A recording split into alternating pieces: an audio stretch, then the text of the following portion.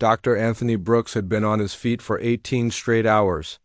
The talented Army surgeon had just finished the most challenging operation of his career at Walter Reed Medical Center.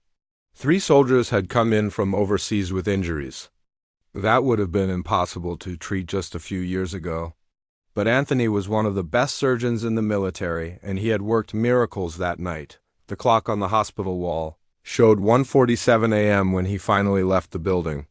His hands were still steady despite the exhaustion that weighed down his shoulders like a heavy coat. Anthony had saved 3 lives tonight, and tomorrow he would be back to save more. This was the life he had chosen when he decided to serve his country both as a soldier and a healer. His car felt like a sanctuary as he settled into the driver's seat. The leather was cool against his back, still damp with sweat from the intense surgery. Anthony started the engine and began the familiar drive home to his apartment 15 minutes away. The roads were nearly empty at this hour, with only the occasional late-night worker or early morning commuter sharing the asphalt with him. The neighborhood he drove through was one of those places where every house looked like it cost more than most people made in several years.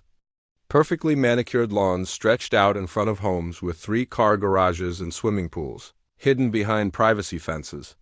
Anthony had driven this route hundreds of times before. It was simply the fastest way home from the hospital, cutting through this wealthy area to reach his modest apartment complex on the other side, but tonight felt different somehow. Maybe it was the exhaustion playing tricks on his mind, or maybe it was the weight of what he had just accomplished in that operating room. Anthony found himself driving more slowly than usual, his mind still replaying the delicate movements he had made to repair damaged arteries and save shattered bones. The muscle memory of surgery was still fresh in his fingers as they gripped the steering wheel. Officer Jake Morrison had been having a frustrating night. 2 calls had turned out to be nothing, and he was looking for something, anything, to make his shift feel worthwhile. When he spotted the dark sedan moving slowly through Maple Ridge Drive, every instinct he had developed over his 8 years on the force started buzzing. A car moving that slowly at 2 in the morning, driven by someone he couldn't quite make out in the darkness, seemed worth investigating. Morrison had grown up in this very neighborhood, back when his father worked double shifts to afford the mortgage on their small house. He knew these streets like the back of his hand, and he knew what belonged here and what didn't. The car ahead of him was nice enough, but something about the whole situation felt off to him. His training had taught him to trust these instincts. Even when he couldn't quite put his finger on what was wrong, the red and blue lights exploded behind Anthony like a sudden thunderstorm. His heart sank as he checked his speedometer and realized he hadn't been speeding. In fact, he had been driving well under the limit, lost in thought about the surgery he had just completed. Anthony pulled over carefully, using his turn signal and choosing a well-lit spot under a street lamp. He had been pulled over before, and he knew exactly how these encounters could go. Anthony rolled down his window and placed both hands clearly on the steering wheel where they could be seen. His military training had taught him the importance of clear, calm communication, especially in tense situations. He took a deep breath and waited for the officer to approach, running through the contents of his wallet in his mind.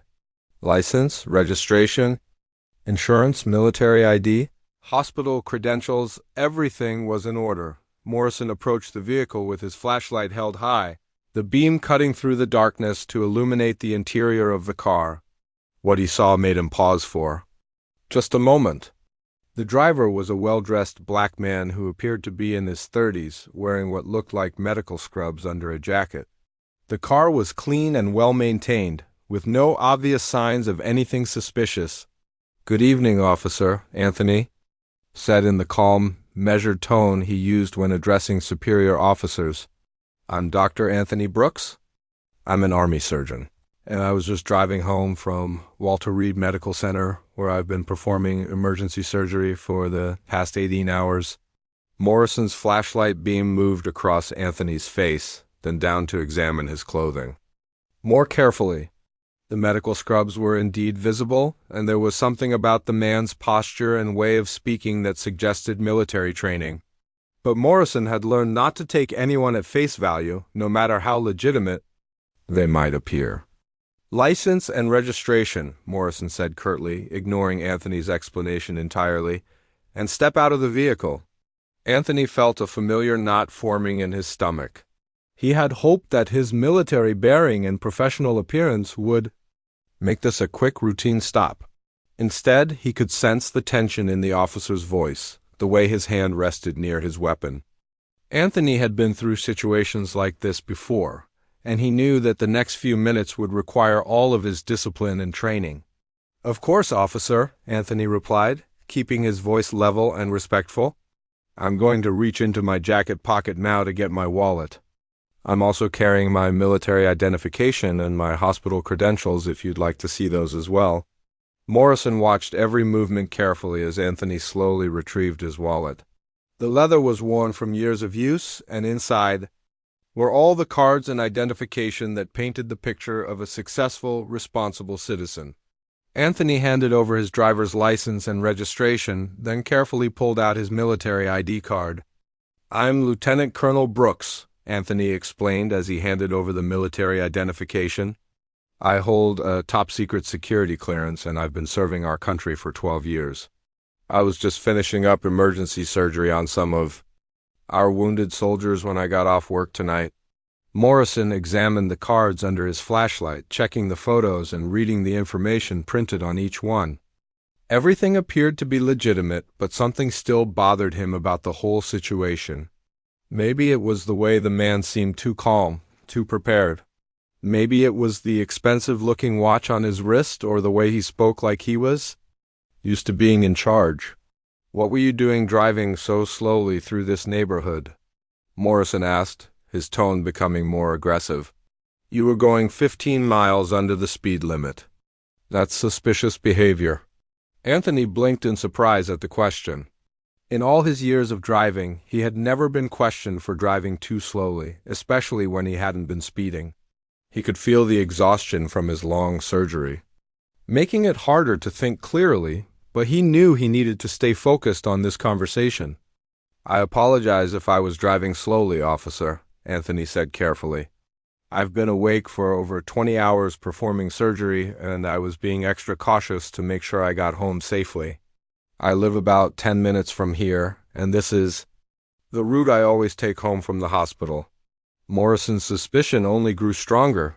The explanation sounded rehearsed to him, like something someone might say if they were trying to cover up their real reason for being in the neighborhood. He had seen plenty of people try to talk their way out of trouble, and this felt like more of the same. Morrison studied the military ID under his flashlight for what felt like an eternity. The card looked real enough, but he had seen fake identification before. Something about this whole situation still didn't sit right with him. A black man in an expensive car, driving slowly through one of the wealthiest neighborhoods in the city at 2 a.m. His instincts told him there was more to this story. "Step out of the vehicle," Morrison repeated, his voice carrying more authority this time. "I need to conduct a search." Anthony felt his stomach drop. He had been hoping that showing his credentials would end this encounter quickly, but clearly, the officer had other plans. Anthony knew his rights, but he also knew that arguing with a police officer on a dark street at 2 a.m. rarely ended well for people who looked like him. "Officer, may I ask what probable cause you have for searching my vehicle?" Anthony asked politely, keeping his hands visible as he slowly opened his car door. "I haven't been speeding, and I've provided all my identification.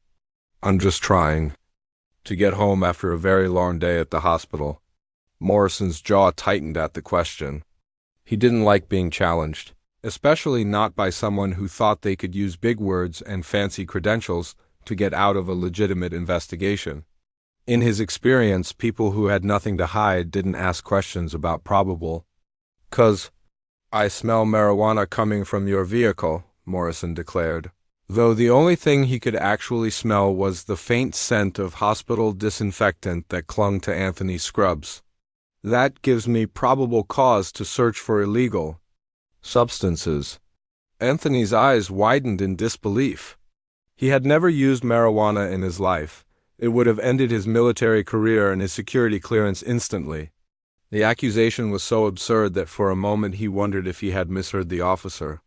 Officer, I can assure you there are no illegal substances in my vehicle, Anthony said, his voice remaining calm despite the growing panic in his chest. I'm an active duty military officer with a top secret clearance. I'm subject to random drug testing. There's absolutely no way I would risk my career and my ability to serve my country by using illegal drugs. But Morrison had already made up his mind. He began circling Anthony's car with his flashlight, peering through the windows as if he expected to see evidence of criminal activity scattered across the seats. Anthony stood beside his vehicle, hands at his sides, watching this surreal scene unfold. The exhaustion from his 18-hour surgery was making everything feel like a strange dream. Just a few hours ago, he had been saving lives in a sterile operating room, using skills that had taken him years to develop. Now he was standing on a street corner, being treated like a criminal for the crime of driving, while tired Morrison opened the passenger door and began rifling through the glove compartment. Anthony's registration and insurance papers were scattered. As the officer searched for anything that might justify his suspicions. Finding nothing there, Morrison moved to the center console, then began checking under the seats. Officer, I really need to get home, Anthony said, checking his watch. I have to be back at the hospital in 6 hours for another surgery. I haven't slept in almost 24 hours, and I need to get some rest so I can properly care for my patients tomorrow. Morrison paused his search and looked up at Anthony with obvious irritation. You'll get home when I'm done here, he snapped. Maybe if you hadn't been acting suspicious, this would have been over already. Anthony felt a flash of anger but forced himself to remain calm. His military training had taught him how to handle difficult situations, but this was testing every ounce of self-control he possessed. He thought about the 3 soldiers whose lives he had saved just hours ago, young men and women who were depending on him to be ready for their follow-up surgeries. Morrison's search of the interior turned up nothing, so he popped the trunk and began examining the contents there. Anthony's gym bag, a spare set of scrubs, and his medical textbooks were pulled out and examined. The officer seemed particularly interested in a small black bag that contained Anthony's personal medical supplies, items he sometimes used for emergency situations. What's this? Morrison demanded, holding up the medical bag. Those are medical supplies, Anthony explained patiently. Bandages, antiseptic, basic first aid equipment.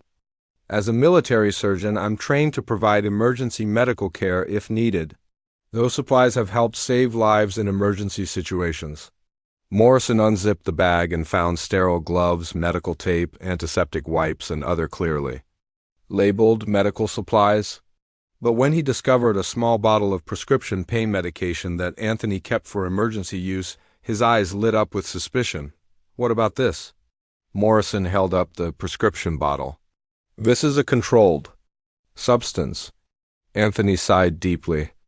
Officer, that's a legitimate prescription medication prescribed to me by my physician. My name and prescription information are clearly labeled on the bottle. It's completely legal for me to possess my own prescribed medication. But Morrison was already building his case in his mind. The slow driving, the expensive car in a wealthy neighborhood, the fact that this man seemed too confident and articulate, it all added up to something suspicious in his view. And now he had found what he could classify as a controlled substance. Why are you carrying prescription drugs in your car? Morrison pressed. That seems unusual for someone just driving home from work. Anthony could hardly believe what he was hearing. Officer, many people carry their prescription medications with them. I'm a surgeon who works long hours and sometimes experiences back pain from standing in surgery for extended periods. My physician prescribed that medication for legitimate medical reasons. The conversation was interrupted by the arrival of another patrol car. Officer Rodriguez stepped out and approached the scene, taking in the sight of Anthony standing beside his searched vehicle while Morrison continued his investigation. What's the situation here? Rodriguez asked Morrison quietly. Suspicious behavior. Possible drug possession, Morrison replied, showing Rodriguez the prescription bottle. Found this during my search. Rodriguez examined the bottle and frowned. The prescription was clearly legitimate, with Anthony's name and a recent date from a military physician. He had seen enough real drug cases to know the difference between someone carrying illegal substances and someone with a legal prescription. "This is a legitimate prescription," Rodriguez told Morrison. "And this guy's military ID checks out. Maybe we should wrap this up," but Morrison wasn't ready to let it go. He had invested too much time in this stop to walk away empty-handed. As he continued searching through Anthony's belongings, he noticed that Anthony was checking his phone. "I need to call my commanding officer," Anthony said, pulling out his cell phone. "Military protocol requires me to report if I'm detained by civilian authorities, especially given my security clearance level." The sight of Anthony reaching for his phone triggered something in Morrison. In the darkness and his heightened state of suspicion, the phone looked like it could be something else entirely. "Gun!" Morrison shouted suddenly, his hand flying to his weapon. "He's reaching for a gun!" Anthony froze instantly, his hands shooting up into the air with his phone clearly visible. "It's just my phone," he said urgently. "It's just my phone. I was calling my commanding officer." Rodriguez immediately stepped forward, his own training kicking in. "That's a phone, Morrison," he said firmly. "Stand down, that's clearly a cell phone." But the damage was already done. Morrison's adrenaline was pumping, and he had crossed a line that would be difficult to step back from. In his mind, Anthony had made a threatening gesture, regardless of what was actually in his hand. "Turn around and put your hands behind your back," Morrison ordered, pulling out his handcuffs. "You're under arrest for suspicious behavior, possession of controlled substances, and resisting arrest." Anthony's world tilted on its axis. "Officer, I haven't resisted anything. I've cooperated completely with your search. That's my legally prescribed medication, and I was simply trying to follow military protocol by calling my commanding officer." But Morrison was already moving forward with the handcuffs. Anthony's mind raced as he felt the cold metal close around his wrists.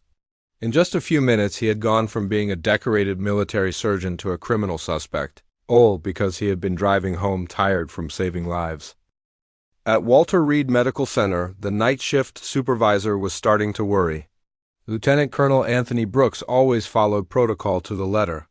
After completing major surgeries, especially those involving classified patients, he was required to check in with the base security office within 1 hour of leaving the hospital.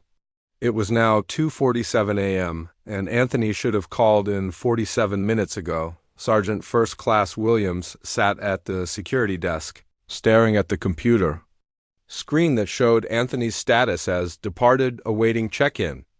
In 12 years of working night security, Williams had learned that when decorated officers like Anthony missed their check-in times, there was usually a serious reason.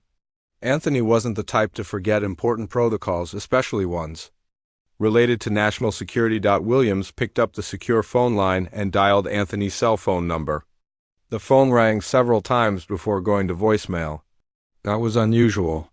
Anthony always answered his phone, even when he was exhausted. Williams tried again with the same result. Now he was genuinely concerned. The security protocols at Walter Reed were not just bureaucratic paperwork. They existed because the medical staff there regularly treated patients whose very presence at the hospital was classified information. Anthony had spent the evening operating on 3 soldiers who had been injured during a mission that officially didn't exist. The details of their injuries, their unit assignments, and even their names were classified at the highest levels. When officers with top-secret clearances went missing, even for short periods, it triggered automatic security responses. Williams opened the emergency protocol manual and found the section he needed. Any officer with Anthony's clearance level who failed to check in within the required time frame was to be immediately tracked and located. Williams activated the military personnel tracking system, a sophisticated network that could locate any active duty service member anywhere in the world. Anthony's military ID card contained a small chip that communicated with GPS satellites, and his phone was registered with the military's communication network. Within seconds, the system showed Anthony's location. He was stationary at the intersection of Maple Ridge Drive and Oak Street, approximately 12 minutes from his apartment. That made no sense. Why would Anthony be sitting in his car on a residential street for almost an hour? Williams pulled up the detailed tracking data and saw something that made his blood run cold. Anthony's phone had stopped moving at 2:03 a.m. and hadn't moved since. His military ID card showed the same stationary position. Either Anthony was unconscious in his car, or something had happened to him. Williams immediately called his supervisor, Master Sergeant Johnson, who lived 15 minutes from the base. Johnson had been Anthony's friend for 8 years and knew his habits better than almost anyone. Anthony was predictable, reliable, and never broke protocol without a very good reason. Sergeant Johnson, we have a situation, Williams said when his supervisor answered the phone. Lieutenant Colonel Brooks missed his security check-in. He's been stationary at the same location for over 40 minutes, and he's not answering his phone. Johnson was instantly awake. He had served in combat zones where missing soldiers meant life or death situations. Even in the safety of suburban America, a missing officer with Anthony's clearance level was a potential national security issue. Have you tried reaching him through the emergency contact system? Johnson asked, already getting dressed. Yes, sir. No response. His GPS shows him stopped at Maple Ridge and Oak Street. That's not his normal route home, and it's definitely not where he should be sitting for 40 minutes. Johnson knew the area well. It was a wealthy neighborhood where Anthony had no reason to stop, especially at this time of night. Something was definitely wrong. I'm coming in, Johnson said. Activate the emergency notification protocol. We need to find out what happened to him, and we need to do it now. The emergency notification protocol was something that most civilian police departments had never heard of. When a military officer with top-secret clearance went missing or was potentially compromised, the military had systems in place to locate and protect both the officer and the classified information they carried. Johnson arrived at Walter Reed 28 minutes later and immediately took control of the situation. His first call was to the base's intelligence officer, Major Patricia Davis, who handled security clearance issues. His second call was to the military police headquarters at Fort Beaver. We have a potential security breach, Johnson told Major Davis over the secure phone line. Lieutenant Colonel Brooks has been out of contact for over an hour. He completed surgery on the classified patients from Operation Silent Thunder and failed to complete his security check-in. His location is stationary in a civilian area, and he's not responding to contact attempts. Major Davis understood the implications immediately. Operation Silent Thunder was so classified that only a handful of people even knew it existed. The 3 soldiers Anthony had operated on were carrying information that foreign governments would kill to obtain. If Anthony had been compromised, the security implications were enormous. What's his exact location? Davis asked, already pulling up classified tracking systems that were far more sophisticated than the basic GPS that Williams had accessed. Maple Ridge Drive and Oak Street, Johnson replied. That location doesn't make sense for his normal travel patterns. Davis typed rapidly on her computer, accessing databases that could provide real-time information about any location in the country. What she found made her heart race. According to local police dispatch records, there had been a traffic stop. At that exact location at 2:03 a.m., the stop was still listed as in progress in the police computer system. Sergeant Johnson, I'm showing police activity at that location, Davis said, her voice becoming more urgent. Lieutenant Colonel Brooks appears to have been stopped by local police over an hour ago. This is now a Priority 1 security situation. Johnson felt a chill run down his spine. Anthony being detained by civilian police meant that classified information was potentially at risk. It also meant that proper military notification protocols had been ignored, which was a serious breach of interagency agreements. I'm contacting Fort Beaver Military Police, Johnson said. We need federal marshals involved immediately. At Fort Beaver, the military police headquarters operated 24 hours a day, 7 days a week. When the call came in about a missing officer with top-secret clearance, the duty officer immediately escalated it to his commanding officer, Colonel Patricia Hayes, Colonel Hayes had 30 years of experience in military security and intelligence. She had dealt with everything from foreign espionage attempts to domestic terrorism threats. When she heard that a high-clearance officer had been detained by civilian police without proper notification, she knew this was a serious breach of established protocols. The agreements between military and civilian law enforcement were clear. Any detention of active-duty military personnel, especially those with security clearances, required immediate notification to military authorities. The fact that Anthony had been held for over an hour without the military being informed suggested either incompetence or deliberate interference with military operations. Colonel Hayes picked up the secure phone and called the Pentagon's Emergency Operations Center. The duty officer there was a Navy captain who had been briefed on Operation Silent Thunder just 6 hours earlier. "This is Colonel Hayes at Fort Beaver," she said. "We have a Priority 1 security situation. Lieutenant Colonel Anthony Brooks, who has top-secret clearance and was involved in Operation Silent Thunder medical support, has been detained by civilian police without proper notification. He's been out of contact for over an hour." The Pentagon duty officer understood the gravity of the situation immediately. Operation Silent Thunder was so sensitive that any security breach could compromise ongoing operations and put lives at risk. The fact that the medical officer who had treated the wounded soldiers was now in civilian custody was a potential disaster. "What do you need from us?" the duty officer asked. "I need federal marshals with Pentagon authority dispatched immediately," Colonel Hayes replied. "We need Lieutenant Colonel Brooks released and secured, and we need to find out why civilian police ignored established notification protocols." Within minutes, the Pentagon's emergency response system was activated. Federal marshals were contacted and given emergency authority to intervene in what was now classified as a potential security breach.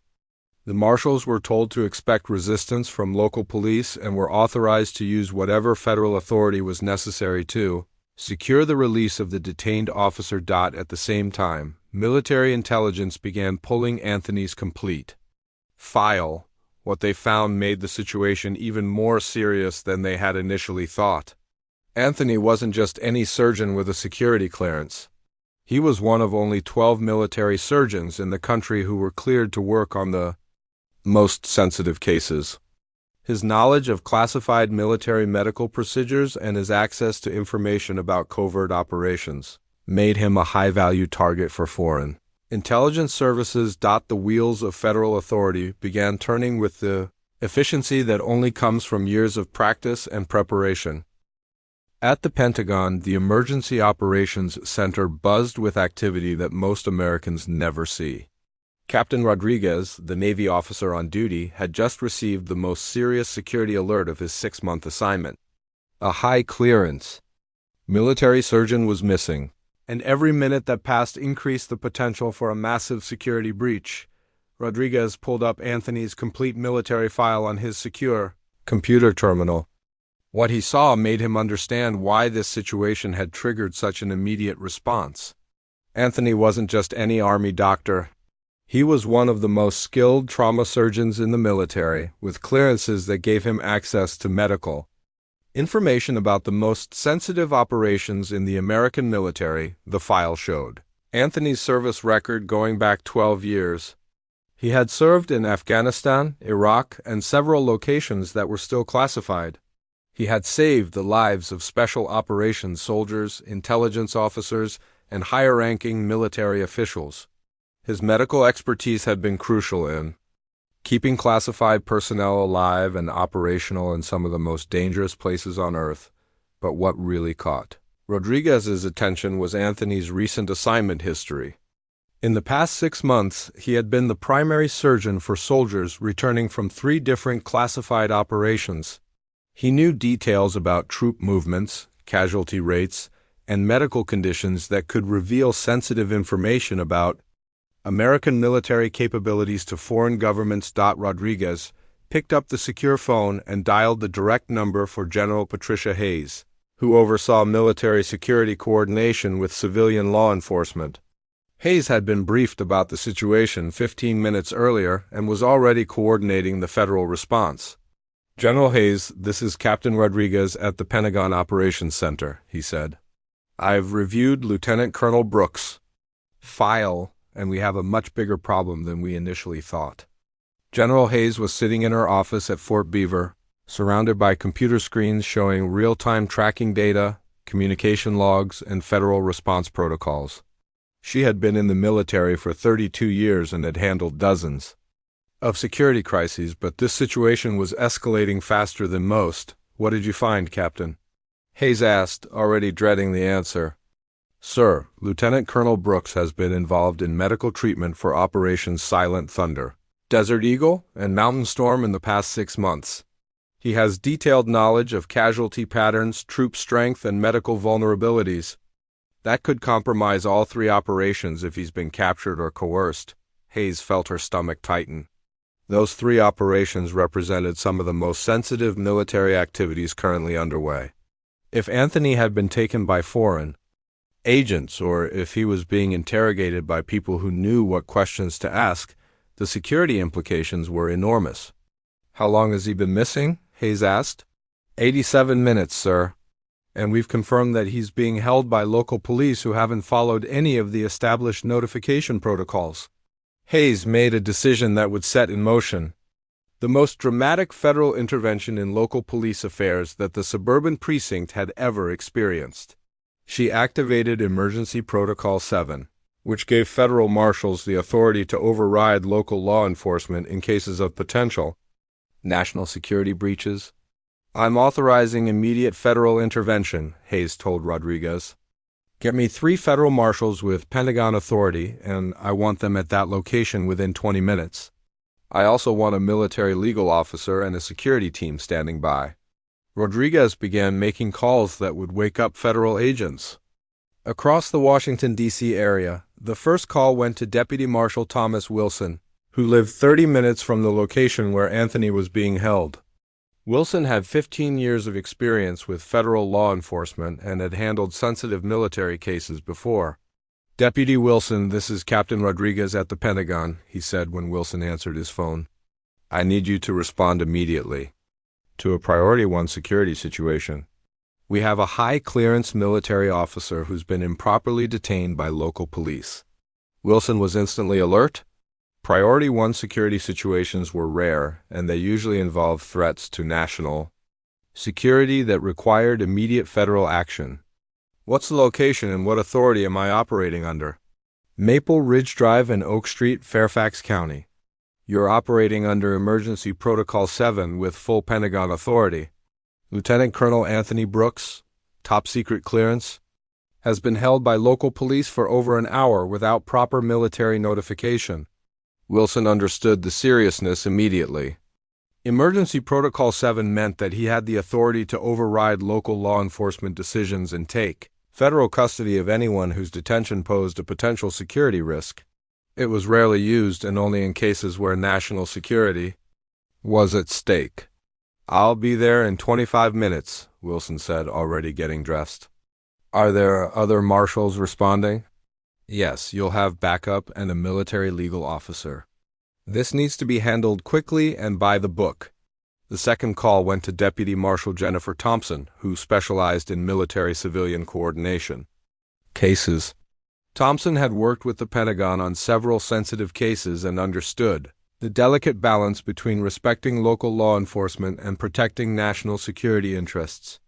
Deputy Thompson, we have an Emergency Protocol 7 situation, Rodriguez explained. I need you to coordinate with local police while Deputy Wilson secures the detained officer. Thompson was already reaching for her badge and weapon. What kind of resistance should I expect from local law enforcement? Unknown, but they've already violated established protocols by holding a high-clearance officer without notification. They may not understand the seriousness of what they've done. The third call went to Lieutenant Colonel David Martinez, a military lawyer who specialized in civilian military legal issues. Martinez had been asleep for less than 2 hours, but he was used to emergency calls that required immediate legal intervention. Colonel Martinez, this is the Pentagon Operations Center, Rodriguez said. We need immediate legal support for a federal intervention in a local police detention. Martinez was already getting out of bed and reaching for his uniform. What's the legal basis for intervention? Emergency Protocol 7, High Clearance Officer improperly detained. Potential security breach, violation of established military-civilian notification agreements. Martinez understood the legal framework immediately. The agreements between military and civilian law enforcement were detailed and specific. When local police detained active-duty military personnel, especially those with security clearances, they were required to notify military authorities within 30 minutes.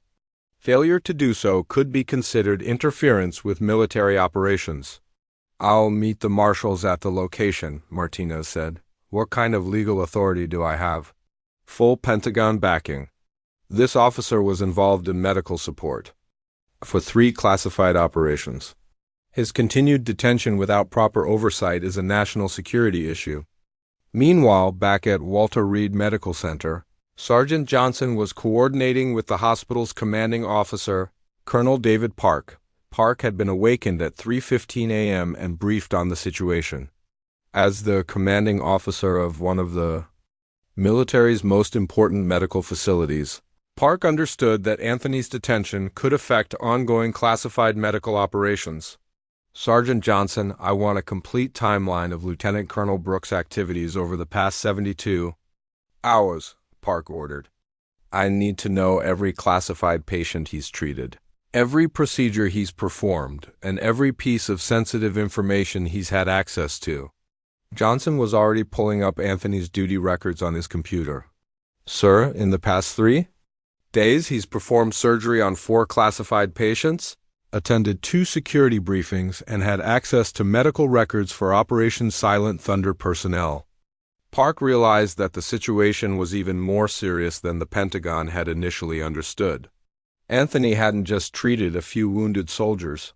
He had been involved in multiple classified medical cases and had attended briefings that gave him detailed knowledge about ongoing operations. "Get me a secure line to General Hayes," Park ordered. "She needs to know that Lieutenant Colonel Brooks has had access to more classified information than we initially reported." The secure phone call to General Hayes came through just as she was receiving confirmation that the federal marshals were en route to Anthony's location. When she heard about Anthony's additional access to classified information, she made another decision that would escalate the federal response even further. "I'm adding a Pentagon security team to the response," Hayes told her aide. "If this officer has been compromised, we need to assume that multiple operations may be at risk." The Pentagon security team was a specialized unit that dealt with the most sensitive military security issues. They had authority that exceeded even the federal marshals and could override almost any civilian law enforcement action when national security was at stake. As the federal response team assembled, none of them knew that Anthony was sitting in the back of a police car, still in handcuffs, while Officer Morrison completed his paperwork. At 3:23 a.m., the Fairfax County Police Station looked like any other small suburban precinct during the quiet hours. Desk Sergeant Robert Chun was finishing his paperwork when he noticed 3 black SUVs with tinted windows pulling into the parking lot. The vehicles moved with military precision, forming a semicircle in front of the main entrance. Chun had been working the night shift for 8 years, and he had never seen anything like this.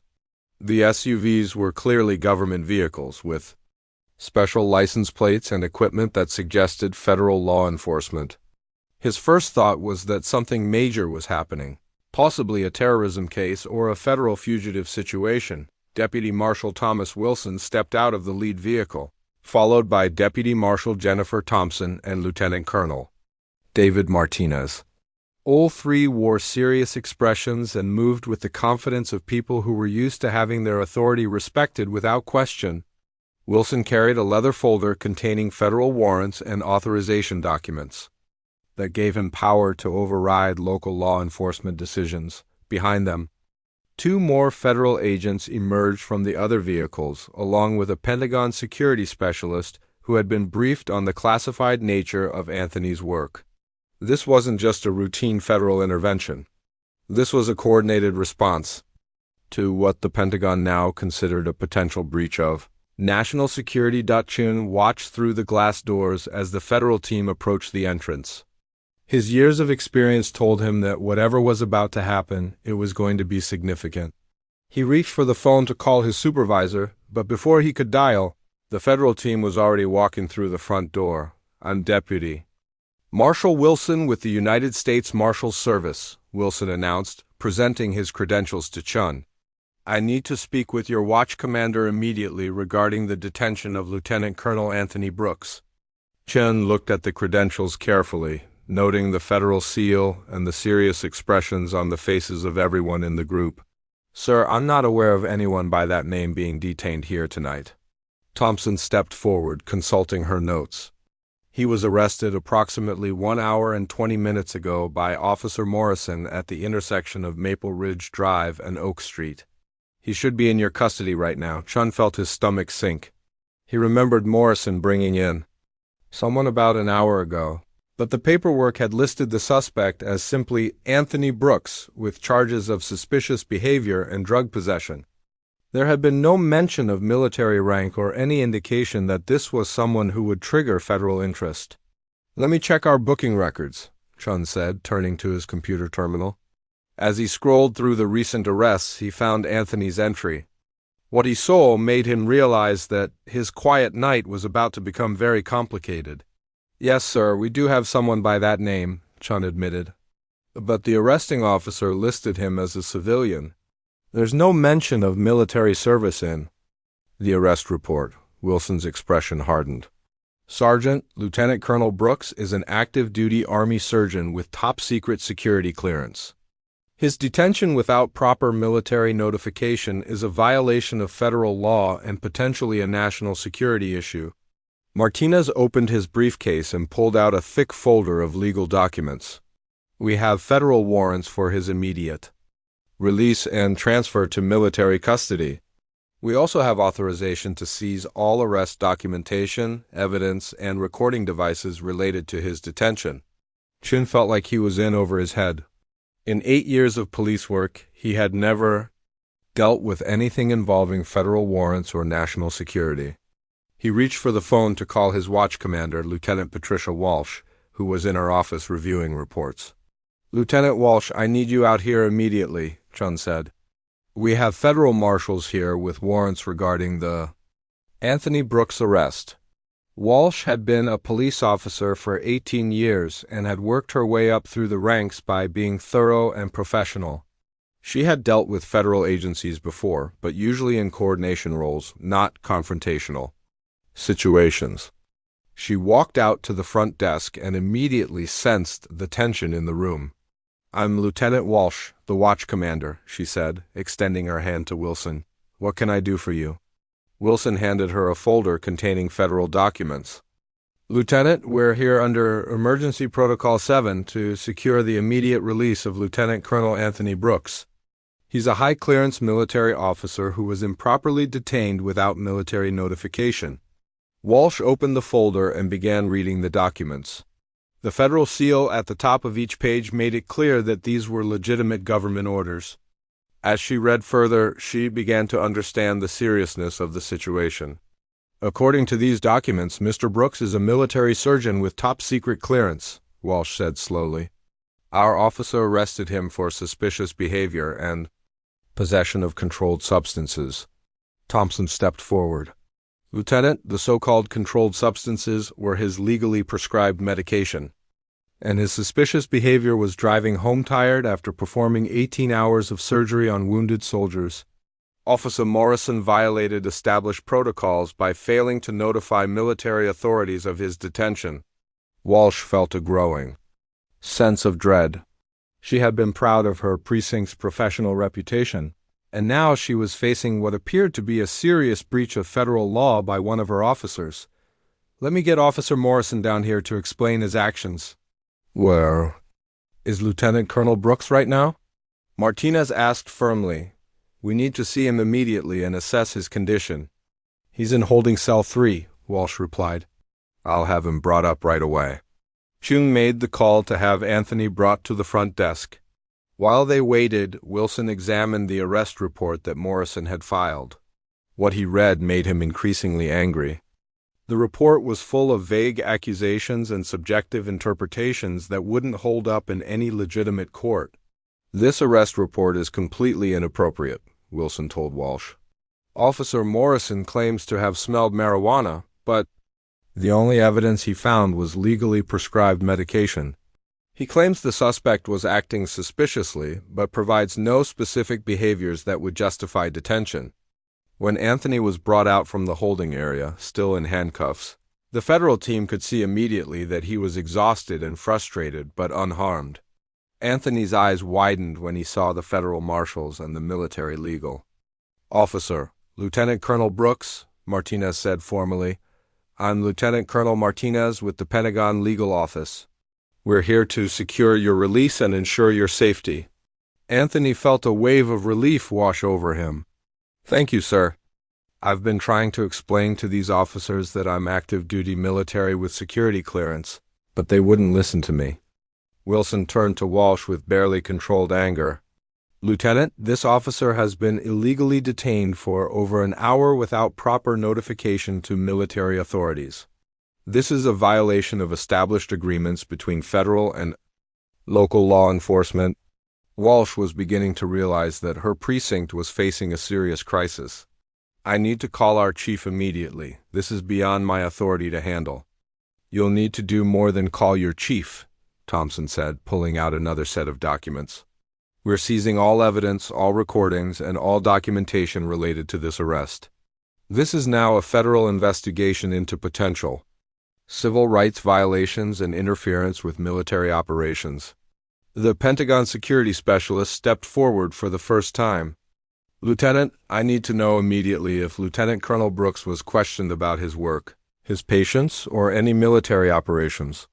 If your officers attempted to obtain classified information, this becomes an even more serious federal crime." Walsh felt like she was watching her career crumble in real time. "I don't believe he was questioned about military matters, but I'll need to check with Officer Morrison." "Where is Officer Morrison right now?" Wilson demanded. "He's completing his paperwork in the back office," Walsh replied. "I want to speak with him immediately," Wilson said. "And I want all body camera footage, dash camera recordings, and dispatch communications related to this arrest." June had been listening to this conversation with growing horror. He realized that Morrison's arrest was about to bring down serious federal scrutiny on their entire department. The federal agents weren't just here to pick up Anthony. They were here to investigate potential federal crimes. Anthony's handcuffs were removed, and Martinez immediately began checking his condition. "Colonel Brooks, were you mistreated in any way? Did anyone attempt to question you about your military service or your work?" "No, sir," Anthony replied. "Officer Morrison seemed determined to find something illegal, but he didn't ask about my military duties. He was mainly focused on trying to justify his decision to arrest me." Wilson was already on his radio calling for additional federal support. "This precinct is now under federal investigation," he announced to Walsh. "I'm calling in a forensic team to examine all evidence and recordings. Your officers are not to destroy or alter any documentation related to this arrest." Walsh knew that her quiet suburban police station was about to become the center of a federal storm that would change everything. Officer Jake Morrison was hunched over his desk in the back office, typing his arrest report with the satisfaction of someone who believed he had done good police work. He took his time with each paragraph, carefully crafting his description of Anthony's suspicious behavior and his discovery of controlled substances. In Morrison's mind, he had followed his instincts and made a solid arrest that would hold up in court. The back office was quiet except for the clicking of his keyboard and the occasional radio chatter from dispatch.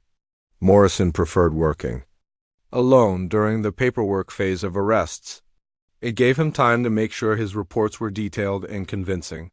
He had learned over his 8 years on the force that the way you wrote a report could make the difference between a conviction and a dismissal. Morrison was particularly proud of how he had handled the situation with Anthony.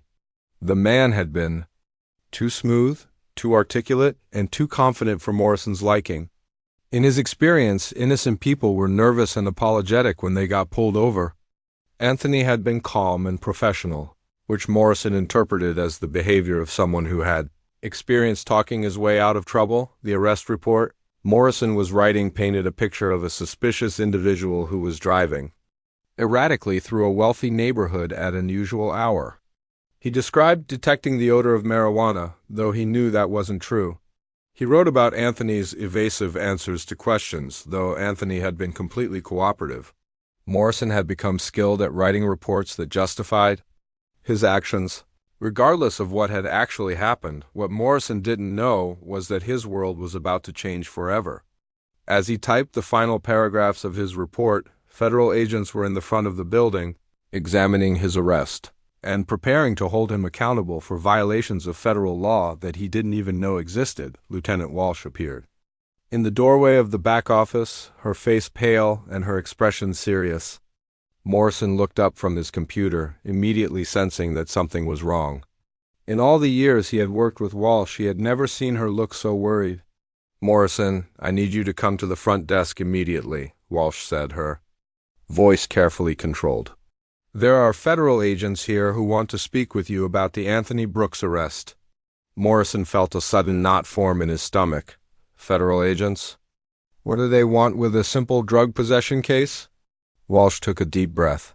"Jake, Anthony Brooks isn't just a regular citizen. He's a lieutenant colonel in the Army with top-secret security clearance. You arrested a high-ranking military officer without following proper notification protocols." Morrison stared at her in disbelief. "That's impossible. The guy was just some doctor trying to talk his way out of a drug charge. He showed me some fake military ID, but I could tell it wasn't real." "It was real, Jake," Walsh said quietly. "And now we have federal marshals here with warrants for his release. They're also investigating your arrest procedures and looking into potential civil rights violations." Morrison stood up from his desk, his mind racing. He tried to remember exactly what Anthony had told him during the traffic stop. The man had mentioned being a surgeon and had shown military identification, but Morrison had been so focused on his suspicions that he hadn't taken any of it seriously. "But I followed proper procedures," Morrison protested. "I had probable cause for the search, and I found controlled substances in his possession." Walsh shook her head. "Jake, the controlled substances were his legally prescribed medication. And the federal agents are saying you had no probable cause for any of this. They're treating this as a potential federal crime." Morrison felt like the ground was shifting underneath him.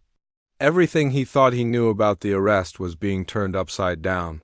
He had been so confident in his instincts and his training, but now he was facing the possibility that he had made a terrible mistake. As they walked toward the front desk, Morrison could see through the glass partition that the lobby was filled with people in suits, who clearly weren't local law enforcement. The federal agents were examining documents and speaking in the serious, professional tones of people who were conducting an important investigation. Deputy Marshal Wilson looked up as Morrison approached. He had been a federal agent for 15 years and had seen plenty of local police officers who had overstepped their authority, but this case was particularly disturbing because of the national security implications. "Officer Morrison," Wilson said formally, "I'm Deputy Marshal Wilson. I need to speak with you about your arrest of Lieutenant Colonel Anthony Brooks." Morrison tried to maintain his composure, but he could feel sweat beginning to form on his forehead. "Yes, sir. I arrested Mr. Brooks for suspicious behavior and possession of controlled substances. Everything was done according to proper police procedures." Deputy Marshal Thompson stepped forward, holding a copy of Morrison's arrest report. "Officer Morrison, according to your report, you claim to smell marijuana coming from the vehicle. Our investigation shows that no marijuana was found, and the only substances discovered were legally prescribed medications." Morrison felt his confidence beginning to crumble. "I was certain I smelled marijuana. I've been trained in drug detection, and I know what marijuana smells like." Lieutenant Colonel Martinez opened his briefcase and pulled out Anthony's complete military file. "Officer Morrison, Lieutenant Colonel Brooks is a decorated Army surgeon who has served our country for 12 years. He holds top-secret security clearance and has never had any involvement with illegal drugs. Your arrest report contains false statements that constitute a serious violation of his civil rights. Morrison looked at the thick military file and began to realize the magnitude of what he had done. The man he had dismissed as a smooth-talking drug user was actually a high-ranking military officer with an exemplary service record. "I didn't know he was military," Morrison said weakly. "He seemed suspicious to me, and I was just doing my job." Wilson's expression hardened. "Officer Morrison, Lieutenant Colonel Brooks told you he was military. He showed you his military identification. He explained that he was a surgeon returning from the hospital. You chose to ignore all of that information and proceed with an arrest based on your personal prejudices." Thompson opened another folder containing witness statements from other officers who had been at the scene. Officer Rodriguez reported that he told you the military ID appeared legitimate and that the prescription medication was clearly legal. He recommended that you release Lieutenant Colonel Brooks, but you ignored his advice. Morrison felt like he was drowning. Everything that had seemed so clear and justified during the arrest was now being presented as evidence of his incompetence and bias. He tried to think of something to say that would explain his actions, but every explanation sounded worse than the last. "I was following my training," Morrison insisted. "I was taught to trust my instincts and investigate suspicious behavior." Martinez stepped closer to Morrison, his voice carrying the authority of someone who had spent years in military command positions. "Officer Morrison, your instincts led you to arrest a decorated military surgeon who was guilty of nothing more than being tired after saving lives. Your training apparently didn't include respecting the rights of citizens or recognizing legitimate identification." The Pentagon security specialist, who had been quietly observing the conversation, finally spoke up. "Officer Morrison, Lieutenant Colonel Brooks was returning from surgery on soldiers involved in classified operations. His detention without proper military notification could have compromised national security. This isn't just about civil rights anymore. This is about your interference with military operations." Morrison felt the blood drain from his face. The idea that his traffic stop could be connected to national security had never occurred to him. He had thought he was dealing with a routine arrest, but now he was being told that he had potentially interfered with military operations. "I had no way of knowing about any classified operations," Morrison said desperately. "How was I supposed to know that pulling over someone for suspicious driving would lead to all this?" Wilson pulled out a thick manual of federal regulations. "Officer Morrison, there are established protocols for dealing with military personnel. When someone presents military identification and claims to be on official business, you're required to verify their status and notify military authorities. You did neither of those things." Morrison realized that his career was over. Even if he somehow avoided criminal charges, there was no way he could continue working as a police officer after making such a serious mistake. The federal investigation would follow him for the rest of his life, and no police department would want to hire someone who had violated federal law and interfered with military operations. As the federal agents continued their questioning, Morrison began to understand that this wasn't just about one bad arrest. This was about a pattern of behavior that had finally caught up with him. His tendency to see threats where none existed, his willingness to ignore evidence that contradicted his assumptions, and his failure to respect the rights of citizens had finally led him to arrest someone whose detention would trigger a federal response. Chief of Police Robert Taylor was sound asleep when his phone rang at 3:47 a.m. After 23 years in law enforcement, he had learned that middle-of-the-night calls usually meant serious trouble, but nothing in his experience had prepared him for what Lieutenant Walsh was about to tell him. "Chief, I'm sorry to wake you, but we have a major federal situation at the station," Walsh said, her voice tight with stress. "Federal marshals are here investigating one of Officer Morrison's arrests. They're saying we violated federal law and interfered with military operations." Taylor sat up in bed, instantly awake. "Federal marshals? What kind of arrest could possibly trigger federal involvement?" Chief Morrison arrested a lieutenant colonel in the Army, a surgeon with top-secret clearance. The federal agents are saying we violated established protocols and potentially compromised national security. Taylor felt his stomach drop. In all his years as chief, he had worked hard to maintain good relationships with federal agencies and military authorities. His department had a reputation for professionalism and proper procedures. Now he was hearing that one of his officers had created an incident that could destroy everything he had built.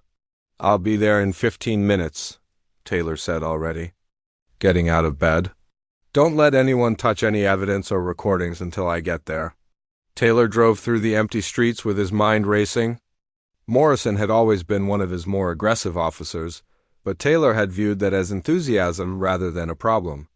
Now he was wondering if he had missed warning signs that could have prevented this disaster when Taylor arrived at the station. He was shocked by what he saw. The parking lot was filled with federal vehicles, and he could see through the windows that his station was swarming with agents in suits. This wasn't just a simple federal inquiry. This was a full-scale investigation. Deputy Marshal Wilson met Taylor at the entrance. "Chief Taylor, I'm Deputy Marshal Wilson. We need to discuss serious violations of federal law that occurred at your station tonight." Taylor had dealt with federal agents before, but never in a situation where his department was being investigated. "Marshal Wilson, I want to cooperate fully with your investigation. What exactly happened here tonight?" Wilson handed Taylor a folder containing federal documents and legal findings. "Chief, one of your officers arrested Lieutenant Colonel Anthony Brooks, an Army surgeon with top-secret clearance, without following any established protocols for military personnel. This violation has potential national security implications." Taylor opened the folder and began reading the documents. What he saw made him realize that this incident was going to have consequences far beyond anything he had imagined. The federal government wasn't just investigating Morrison's arrest. They were examining his entire department's procedures and training. "I want to review the body camera footage and dash camera recordings immediately," Taylor said. "I need to understand exactly what happened." Deputy Marshal Thompson was already setting up equipment to review the recordings. "Chief, we've seized all recordings as evidence, but we can show you what we've found so far." The body camera footage from Morrison's arrest was devastating. Taylor watched in horror as his officer ignored clear evidence of Anthony's military status, made false claims about smelling marijuana, and escalated a routine traffic stop into an unnecessary arrest. Even worse, Taylor could see that Morrison's partner, Officer Rodriguez, had tried to intervene and had been ignored. "This is completely unacceptable," Taylor said, his voice filled with anger and disappointment. Officer Morrison clearly violated department policy and ignored the advice of his partner. Lieutenant Colonel Martinez stepped forward with another set of documents. "Chief Taylor, our investigation shows that this isn't an isolated incident. Officer Morrison has a pattern of questionable arrests, particularly involving minorities. This suggests systemic problems with your training and supervision procedures." Taylor felt like he was watching his career implode in real time. The federal investigation was revealing problems that went far beyond one bad arrest. They were questioning his leadership and his department's commitment to civil rights and proper procedures. The Pentagon security specialist opened his briefcase and pulled out classified documents. Chief Taylor, Lieutenant Colonel Brooks was returning from surgery on soldiers involved in highly classified operations. His detention without proper military notification could have compromised ongoing missions and put lives at risk. Taylor had never imagined that a traffic stop in his suburban jurisdiction could have national security implications. The idea that one of his officers had potentially interfered with military operations was almost too much to comprehend. "What do you need from me to fix this situation?" Taylor asked. Knowing that his department's reputation and possibly his own career were hanging in the balance, Wilson consulted his notes. "Chief, we need immediate suspension of Officer Morrison pending federal charges. We also need a complete review of your department's training procedures, particularly regarding interaction with military personnel and recognition of civil rights. You'll also need to implement new protocols for handling military personnel, Thompson added. There are established agreements between federal and local law enforcement that your officers apparently haven't been trained on. Taylor looked around. His station, which was now crawling with federal investigators examining every aspect of how his department operated. Agents were reviewing arrest records, interviewing officers, and analyzing procedures that Taylor had thought were adequate.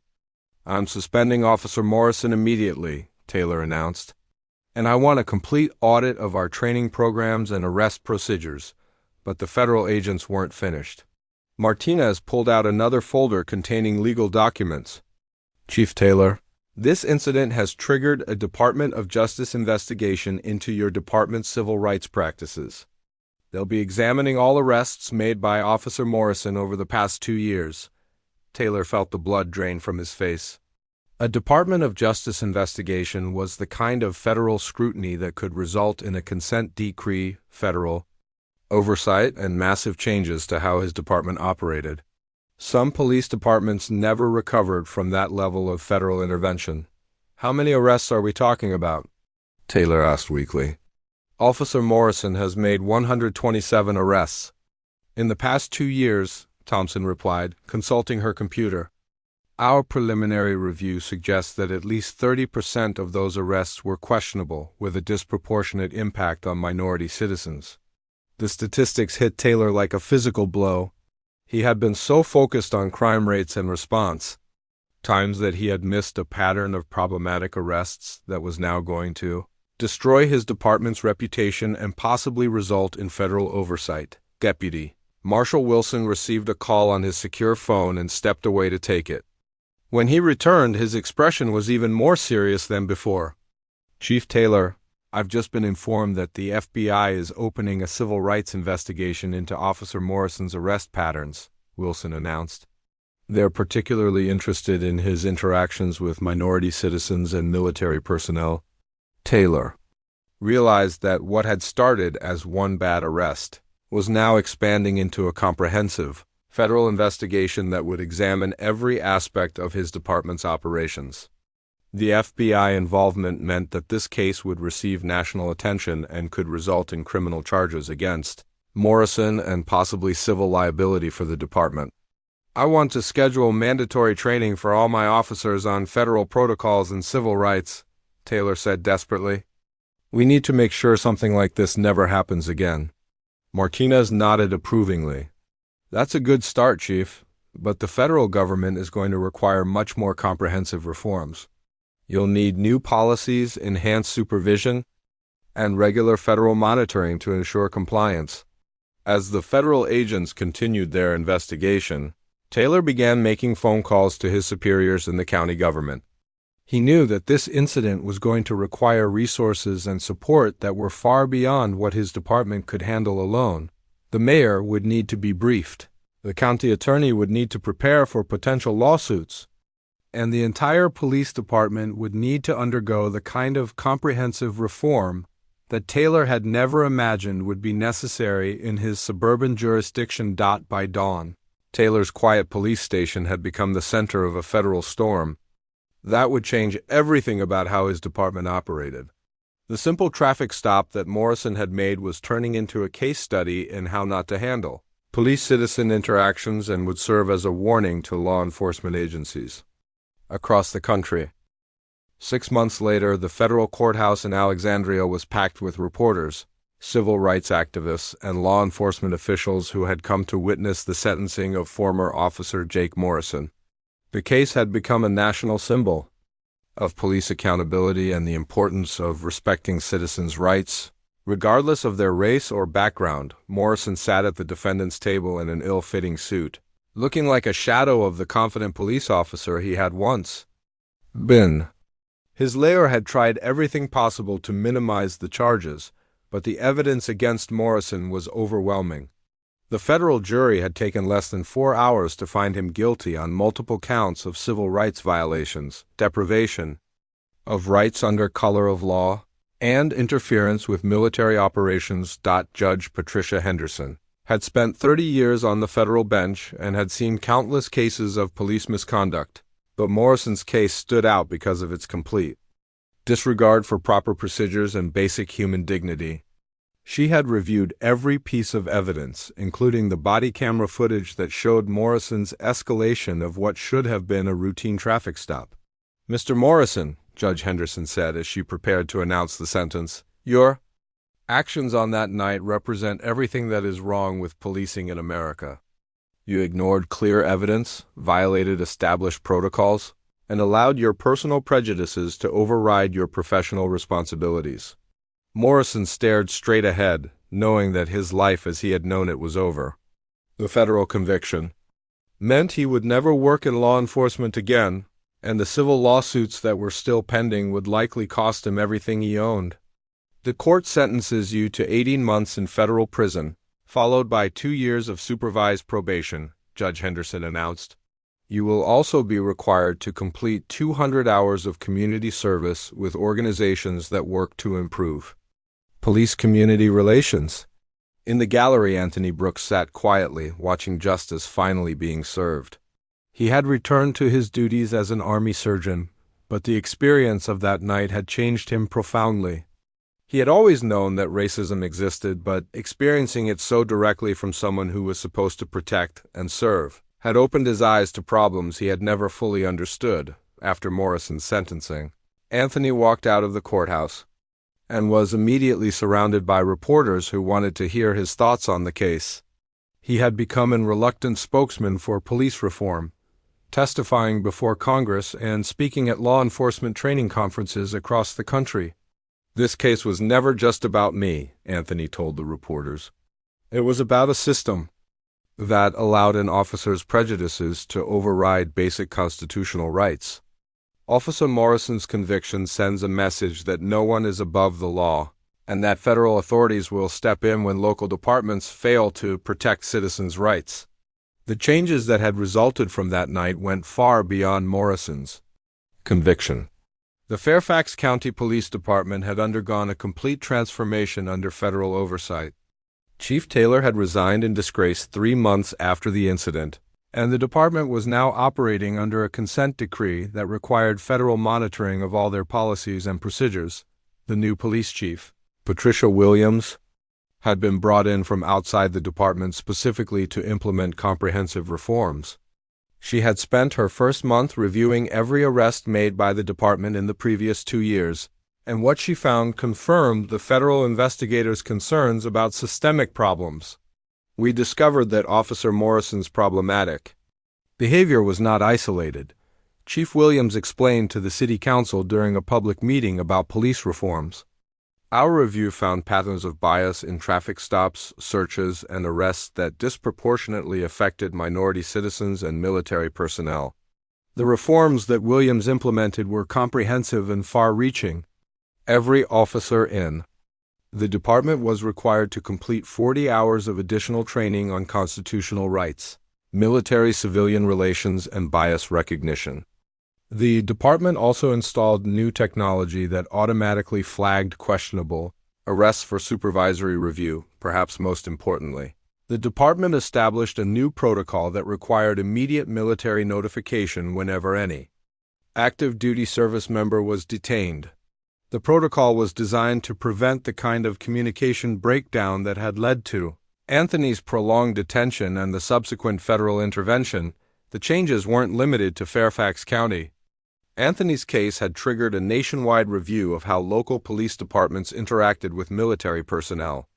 The Pentagon had worked with the Department of Justice to establish new guidelines that clarified the rights of service members and the responsibilities of civilian law enforcement. The new guidelines required all police departments to establish clear procedures for verifying military identification and contacting military authorities when service members were detained.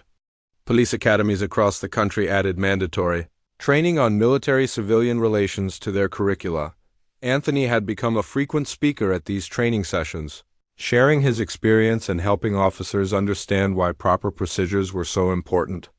His presentations were always professional and educational, but they carried the weight of someone who had experienced the consequences of bias and poor training firsthand. "When I was sitting in that police car in handcuffs," Anthony would tell, the officers, I wasn't just a suspect or a statistic. I was a surgeon who had just spent 18 hours saving the lives of American soldiers. The fact that Officer Morrison couldn't see past his prejudices to recognize that shows why training and proper procedures are so crucial. The civil lawsuit that Anthony had filed against the Fairfax County Police Department had been settled for $2.8 million, with most of the money going to establish a fund for police training and community relations programs. Anthony had never been motivated by money. He wanted to ensure that his experience would lead to meaningful changes that would benefit other citizens. Officer Rodriguez, who had tried to intervene during Anthony's arrest, had received a commendation for his professionalism and had been promoted to sergeant. He was now responsible for training new officers on proper procedures and had become one of the department's most respected supervisors. That night taught me that sometimes doing the right thing means speaking up when you see something wrong. Rodriguez explained to a group of new recruits. I should have been more forceful in stopping Officer Morrison's inappropriate behavior. Now, I make sure that every officer understands that we have a responsibility to intervene when we see violations of citizens' rights. The broader impact of Anthony's case extended beyond law enforcement reform. The incident had sparked a national conversation about racial bias in policing and the importance of treating all citizens with dignity and respect. Civil rights organizations had used the case as an example of why federal oversight of local police departments was sometimes necessary. At Walter Reed Medical Center, new protocols had been established to ensure better communication between the hospital and military security when staff members were delayed or detained. Anthony's commanding officer, Colonel Patricia Park, had worked with the Pentagon to develop procedures that would prevent similar communication breakdowns in the future. Lieutenant Colonel Brooks' experience showed us vulnerabilities in our security protocols that we didn't know existed. Colonel Park explained to a congressional committee investigating military-civilian coordination. We've now established redundant communication systems and automatic tracking that will alert us immediately if any of our personnel are detained by civilian authorities. Anthony continued his work as an Army surgeon, but his experience had given him a new mission as well. He regularly spoke to high school students about military service and citizenship, using his story to teach young people about their rights and responsibilities in a democracy. That night could have destroyed my faith in the system, Anthony would tell the students. But instead, it showed me that the system can work when good people demand accountability and change. Officer Morrison was held responsible for his actions, and real reforms were implemented to prevent similar incidents. As Anthony looked back on that terrible night 6 months earlier, he could see that it had led to positive changes that would benefit countless other citizens. Morrison's conviction, the police reforms, and the national conversation about bias and accountability had all emerged from what had initially seemed like a simple case of police misconduct. The story had become a powerful example of how federal oversight could work to protect citizens' rights when local systems failed, and how one person's courage in standing up for justice could lead to changes that would last for generations.